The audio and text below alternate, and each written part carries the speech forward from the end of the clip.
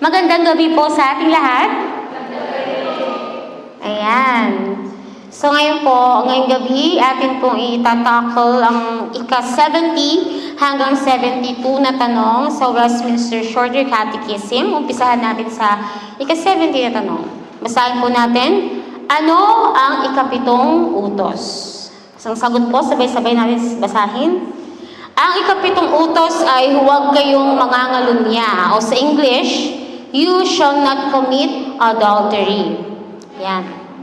So, itinuturo dito sa utos na ito ang pagiging tapat sa asawa, kalinisan ng puso at isip, at pag-iwas sa sexual na kasalanan. So, ito po for clarification, ang kasalanan ito ay hindi lamang para sa may mga asawa, kundi kalinisan ng ating puso at isip. Mapano mang estado tayo ng ating buhay. Itinuturo nito ang katapatan sa pag-aasawa at pag-iwas sa anumang uri ng sexual na kasalanan kasama ang maruming pagnanasa sa isip at sa puso. Kaya mga kapatid, ingatan natin ang ating puso sapagkat dito nagsisimula ang ating pag-iisip, ang salita at gawa. Kapag malinis ang puso natin, makakatulong ito upang mamuhay tayo ng may kabanalan at katapatan sa Diyos. Amen? Dako tayo sa ika-71 na tanong sa Westminster Shorter Catechism. Ano ang iniuutos ng ika-7 utos? Ang sagot po dyan, ipinag-uutos ng ika-7 utos na ang lahat ay dapat maging dalisay ang puso, pananalita at kilos ukol sa moralidad na sexual. Maging tapat sa asawa, sabi kanina, umiwas sa anumang moralidad, mamuhay ng may kabanalan at pagpigil sa sarili, at igalang ang kasal na itinakda at itinaas ng Panginoon. Sabi po sa Mateo chapter 5 verse 28, basahin po natin lahat. Ngunit sinasabi ko sa inyo na ang bawat tumingin sa isang babae na taglay ang pagnanasa sa kanya ay nagkakasala na nagpangmangulo niya sa kanyang puso. Itinuturo po ni Jesus na ang kasalanan ay hindi lamang sa gawa, kundi nagsisimula sa puso at sa isipan. Hindi lang aktwal na pangangalunya ang mali, kundi pati ang malalaswang pagnanasa at pag-iisip sa kapwa. Tinatawag tayo ni Jesus sa malinis na puso at banal na pamumuhay. Basahin po rin natin ang 1 Corinto chapter 7 verse 2 to 3. Datapwat dahil sa mga pakikiyapid, magkakaroon ng bawat lalaki ng kanyang sariling asawa at magkakaroon ng bawat babae ng kanyang sariling asawa. Ipagkaloob ng lalaki sa asawa ang nauukol sa kanya at gayon din naman ang babae sa asawa. Itinuturo sa talatang ito na ang pag-aasawa ay ibinigay ng Diyos bilang tamang lugar ng pagmamahalan, katapatan ng mag-asawa. Dapat nagmamahalan, magbibigay galang, maglingkuran ang mag-asawa sa isa't isa. Pinapahalagahan din dito ang katapatan at pag-iingat laban sa immoralidad. Ang ating katawan, mga kapatid, ay templo ng Diyos. Amen po ba? Dahil binili tayo sa pamamagitan ng dugo ni Jesus. Kaya dapat nating ingatan at pahalagahan ang sariling katawan at ang katawan ng ating kapwa upang wala tayong ikihiya sa harapan ng Diyos. Amen? Muli, ingatan ninyo ang inyong mga sariling katawan at pag-iisip at ang inyong kapwa. Ngayon naman po ay dadako tayo sa ika-72 na tanong ng Westminster Shorter Catechism. Dito tayo medyo mahahaba. Basahin po natin ang tanong, ano ang pinagbabawal ng ika-7 utos? Basahin natin sa sagot.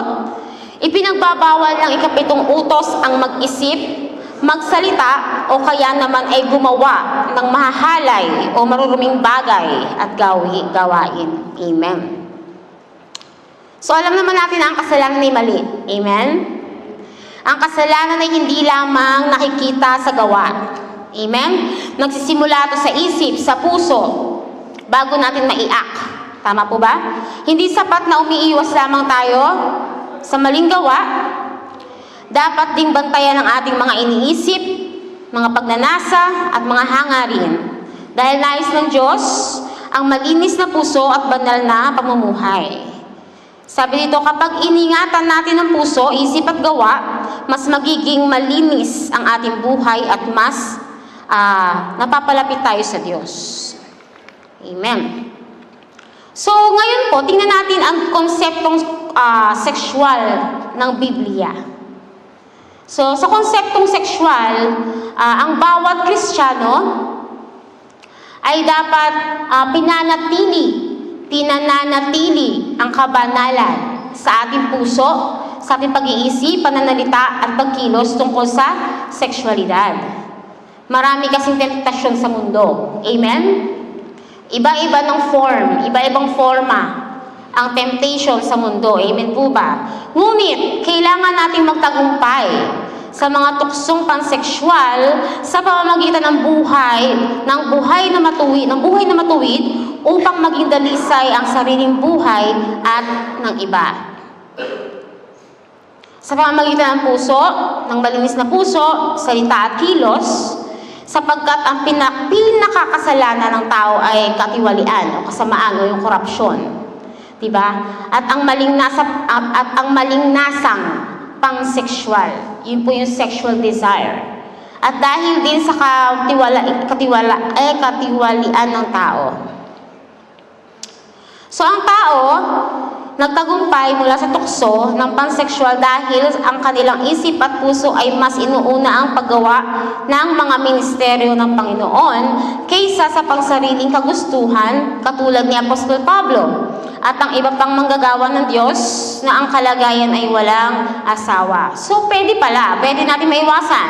Sabi dito, katulad ni Apostol Pablo, may mga lingkod ng Diyos na piniling manatili na walang asawa upang mabigay nila ang buo, ang full ng kanilang panahon at lakas, atensyon sa gawain ng Panginoon. Hindi ibig sabihin ito na mas banal ang walang asawa kaysa sa may asawa. Hindi ganon. Kundi may mga taong tinatawag talaga ng Diyos sa ganitong paraan o pamumuhay.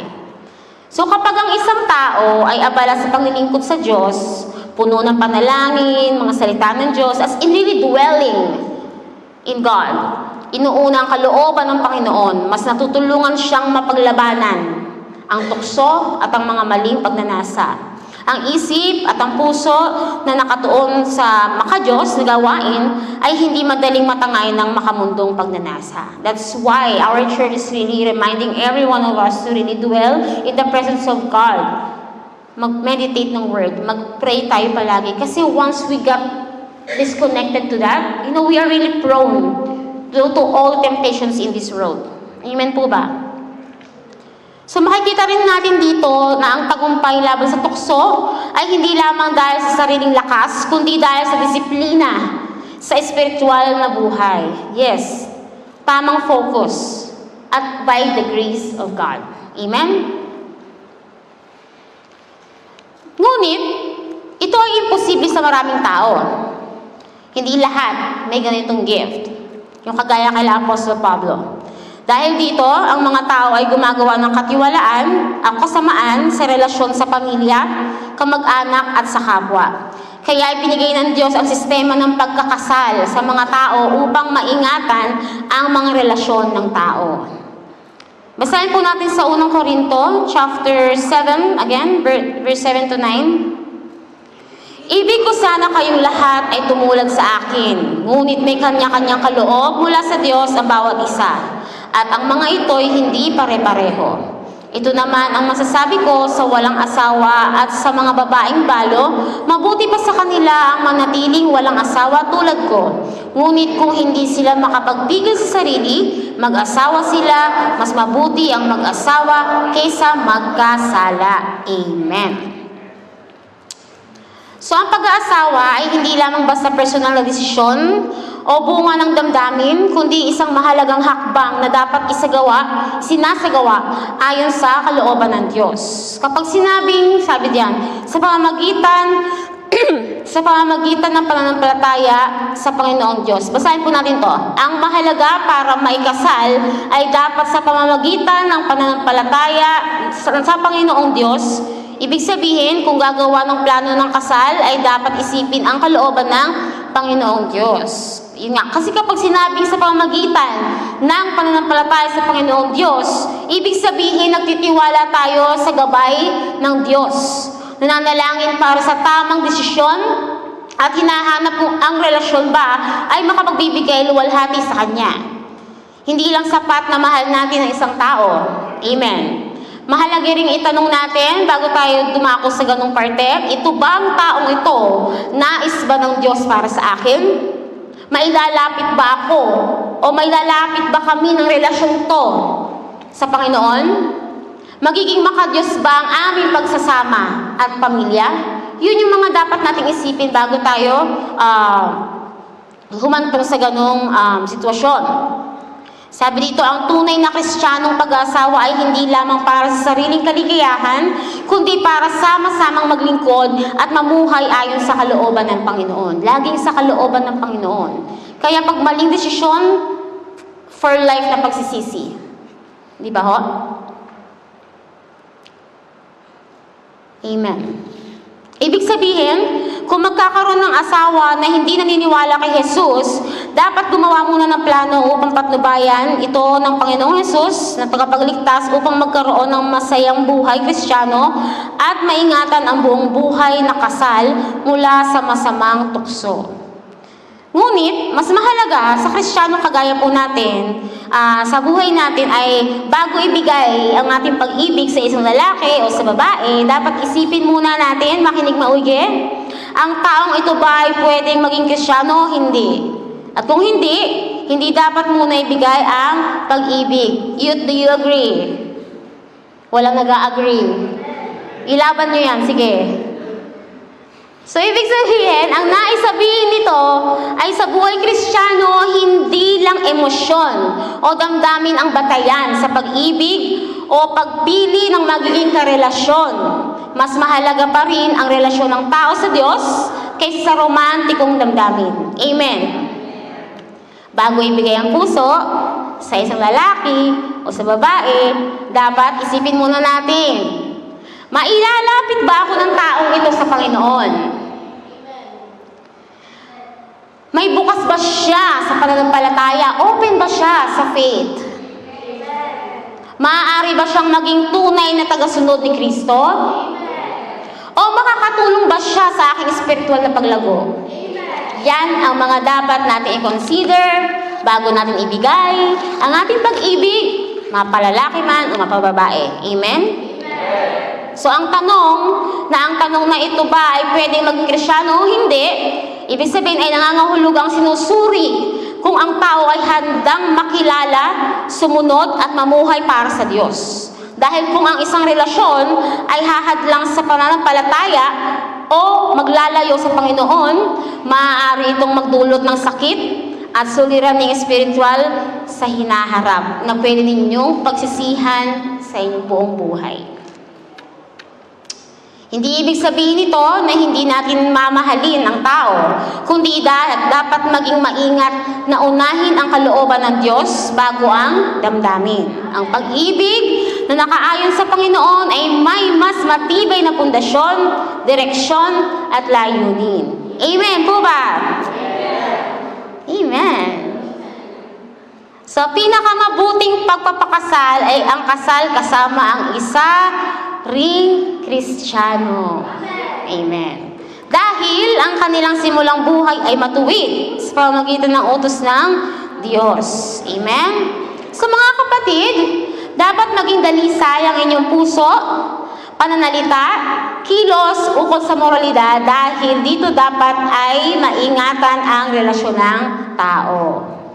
So sabi diyan sa tanong na to, ang sagot, ipinagbabawal ang mag-isip, magsalita, o kaya naman ay gumawa ng mga mahahalay o maruruming bagay at gawain. Amen?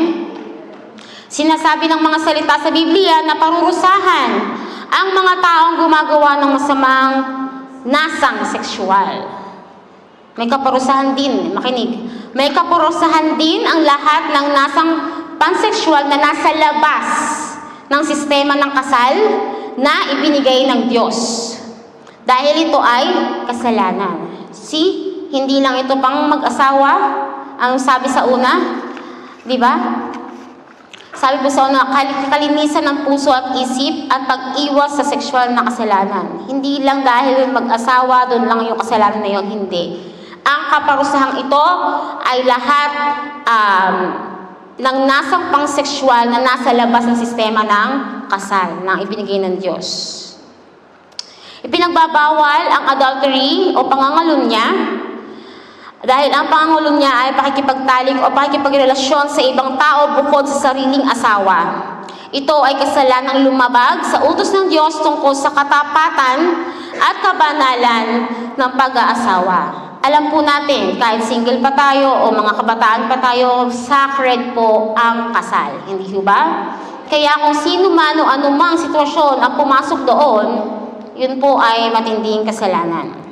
Sabi sa Deuteronomy chapter 22, verse 28 to 29, basahin po natin.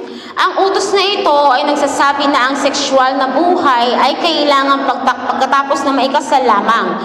Kung bago ikasal ay gumawa ng ganito, ito ay kasalanan. See? Bago ikasal ay gumawa ng ganito, ito ay kasalanan. So, hindi lang pala during na meron ka ng even bago ka ikasal. Labas sa sistema ng kasal, yun ay pangangalunya, yun ay adultery. So, ang pangangalunya ay hindi nagsisimula sa gawa lamang. Nagsisimula ito sa maling pagnanasa at maruming pag-iisip. Kahit walang actual na ginagawa, tinitingnan mo lang yung tao, pero yung isip mo tumatakbo na kung saan.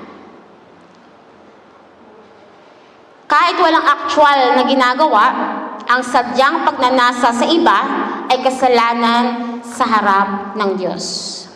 Ano ba ang tinuturo ni Jesus sa atin? Mahalaga ang kalinisan ng puso, hindi lang sa kilos. Ang kasalanan ay nagsisimula sa isip at pagnanasa. Yes? Tinatawag tayo ng Diyos sa kabanalan at pagpipigil sa sarili.